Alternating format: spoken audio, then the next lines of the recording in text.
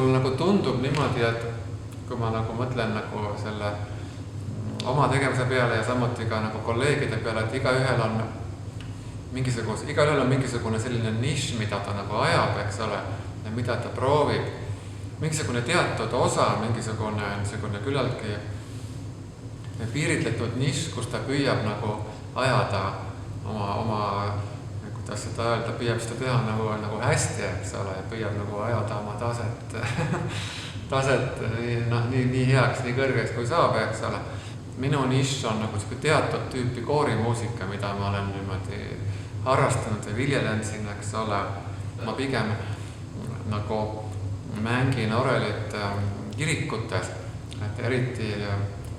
Pärnu, Elisabethi ja ütleme Rakvere kirikus.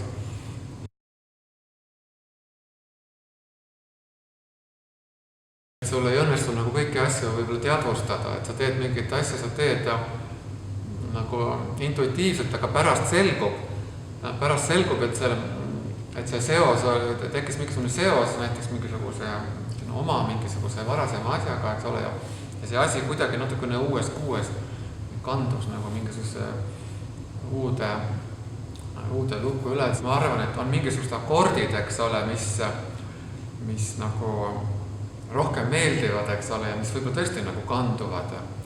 kuidagi moodi, eks ole. Üks asi on mingisugune paralleelliikumine. Kui ma mingisugust laulu või koorilaulu teen, et mul üldiselt meeldib see teha nagu eesti keeles, et ma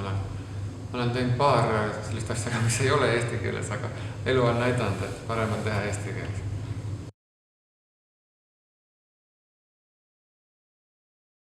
Et siin tuleb mängu nagu see arvuti küsimus, et vanasti käis see asi nagu niimoodi, eks ole, et inimene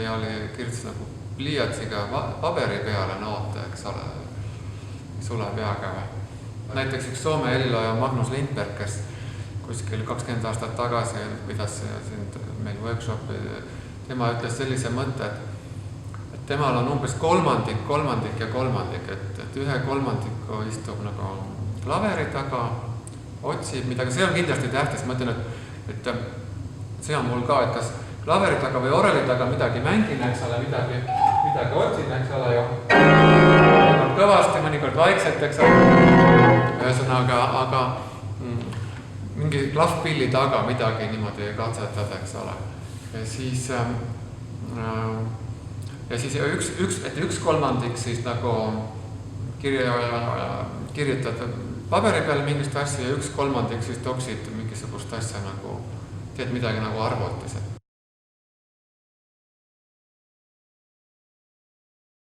Ühest küljest valmistab rõõmu, kui mingi asi mingile inimesele läheb korda, eks ole, või kuskil kontsertile, eks ole, ka nii lihtne ja lavane asi nagu ütleme aplausi suurus, eks ole, see on ka nagu ikkagi nagu mõjutab, eks ole, ütleme. Aga ütleme, tegelikult see kavalam ja tähtsam asi on see nagu see ise otsimise või ise avastamise või leiutamise küsimus, et sa nagu takerdud kuskile, sa võid takerduda, mõnikord takerdamine on juba päris loo alguses, et sul ei õnnestu näiteks lugu kuidagi alustada.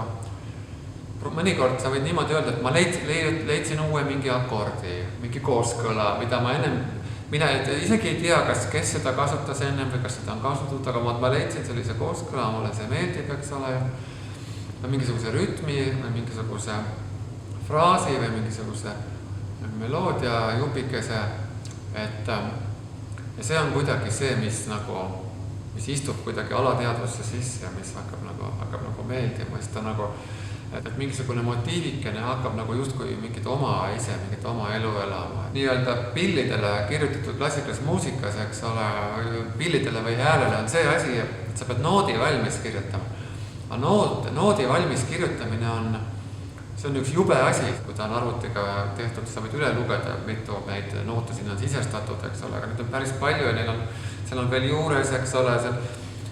stakaatod ja legaatod ja dünaamikat, kahvlid, eks ole, et kui selles mingisugust sellist salapära või rõõmu ei oleks, siis ma arvan, et kõik ei viitsiks seda nooti niimoodi nagu valmis kirjutada, sest et see on piisavalt tülikas, eks ole.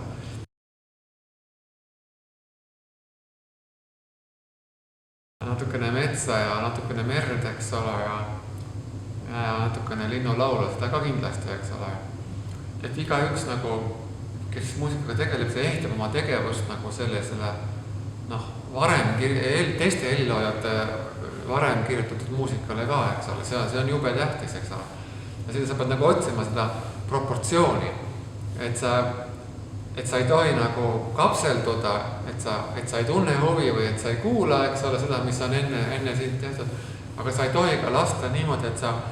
istud, eks ole, lähed, ütleme igal õhtult, et kontserdile, eks ole, ja muudki, et oi, et ma kuulasin sellist toredat lugu, eks ole.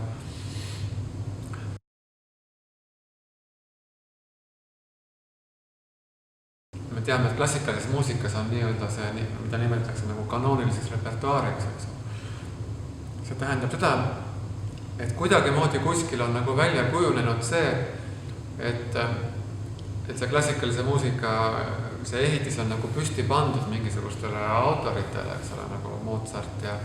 Beethoven ja Bach ja Händel, eks ole. Üks igasugune vana muusika, et need, kes tegelevad rohkem kirikumuusikaga, nende jaoks veel varasemad seal Gregoriuse laul, eks ole, ja kui palju peaks nagu vanemat muusikat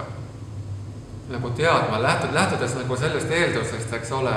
et seal on mingisugused igavesed väärtused, mis jäävad alati kehtima, eks ole. Et kui me nagu usume seda,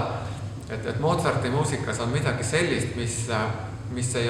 kehtinud mitte ainult tema eluajal ja mis, eks ole, ei kehtinud ka 100 aastat hiljem, vaid see ongi see, mis tegelikult kehtib üldse igasuguses muusikas, eks ole, et kui seda nagu uskuda,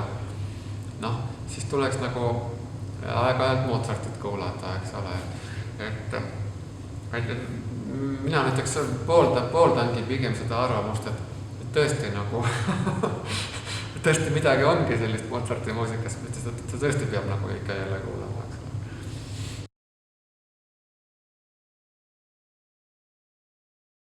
Kes armastab orelit, see teab,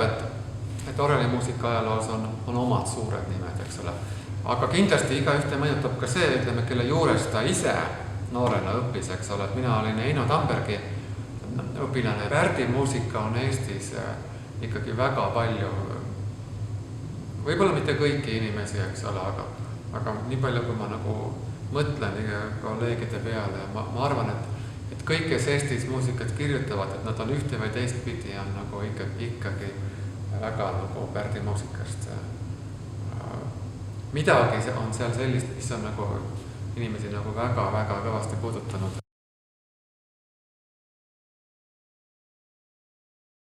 Sul peab nagu tulema mingisugune see äratundmise hetk, et see tegevus on tõesti sinu jaoks nii tähtis, et sa oled nõus nagu loobuma mingitest sellistest muudest asjadest, eks ole. On huvitav on huvitav ja tore, aga on ka päris väljakutsuv.